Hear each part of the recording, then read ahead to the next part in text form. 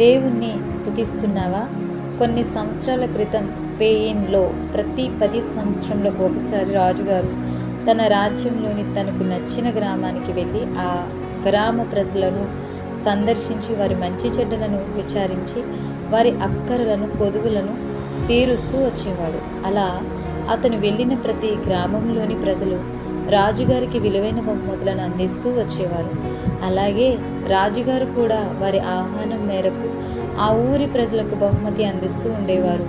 అలా ఒకరోజు రాజుగారు ఒక చిన్న గ్రామానికి రాబోతున్నారు అని ఆ గ్రామ ప్రజలకు తెలుస్తుంది. కాబట్టి ఆ గ్రామ ప్రజలు రాజుగారికి మంచి బహుమతి ఇచ్చి అతన్ని అభినందించాలి, సత్కరించాలి అని ఆశపడతారు. కానీ ఆ గ్రామ ప్రజలు కడుపేదవారు అయినందున గొప్ప బహుమతులేమీ రాజుగారికి ఇవ్వలేని పరిస్థితి. అందువల్ల ఆ గ్రామంలోని ఒక యవ్వనుడు లేచి, మన గ్రామంలో మనం కలిగి ఉన్న విలువైనవి మనం నాటిన ద్రాక్ష తోటలే కాబట్టి మనం మన ద్రాక్ష తోటలలో ద్రాక్షారసంను రాజుగారికి రుచి చూపిద్దాం. అంతేకాకుండా రాజు భవనంలోని పరివారమునకు కూడా మనం మేలుకరమైన ద్రాక్షారసమును అందిద్దాం అనే ఆలోచన చెప్తాడు.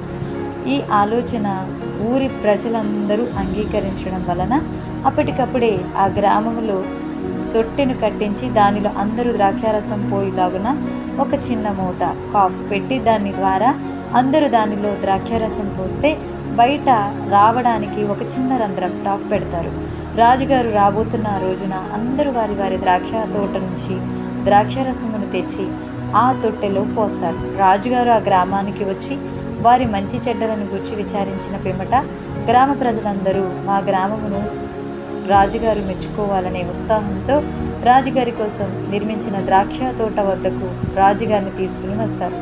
వారి అభిమానానికి మెచ్చిన అతను ద్రాక్షారసము కోసం టాప్ ఓపెన్ చేసి ద్రాక్షారసం కోసం ఎదురు చూడగా గ్లాసులో ఒట్టి నీరు మాత్రమే పడుతుంది. కారణం ఏమిటంటే అందరూ ద్రాక్షారసం పోస్తున్నారు కదా, నేను మాత్రమే నీరు పోస్తే ఏమవుతుందిలే అనుకుని ఒకరికి తెలియకుండా మరొకరు ఇలా అందరూ కలిసి ఆ తటిలో నీటిని మాత్రమే నింపుతారు. గ్రామ ప్రజలు చేసిన అవమానానికి రాజుగారు బహురౌద్రుడై వారిని అందరినీ శిక్షిస్తారు. కారణం ఏమిటంటే వారు తమ నోటితో రాజుగారిని అభినందించాలే అనుకున్నారే కానీ తమ హృదయాలలో రాజుగారిని ప్రేమించలేదు.